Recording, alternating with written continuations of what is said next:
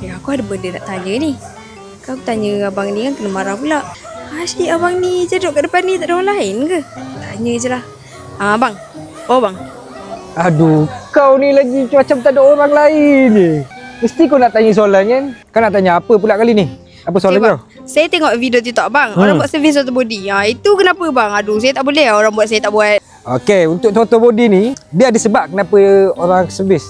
Mungkin disebabkan dah kotor. Kau nak tahu tak punca dia apa? Kesan-kesan dia apa? Kesan dia apa bang? Saya tak pernah buat bang. Okey, yang pertama. Ini aku nak bagi tahu kau. Ini kesan kalau kata auto body korang kotor.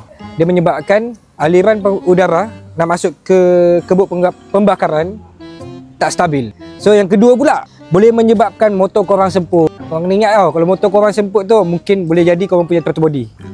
Yang ketiga pula, menyebabkan motor korang susah nak hidup. Oh ya bang, betul. Kadang-kadang motor saya dekat highway dia semput-semput. Lepas tu bila dah matikan motor nak hidup balik dia susah. Itu salah satu masalah auto body korang dah kotor. Yang keempat pula menyebabkan timing korang tak lekat. Pagi-pagi nak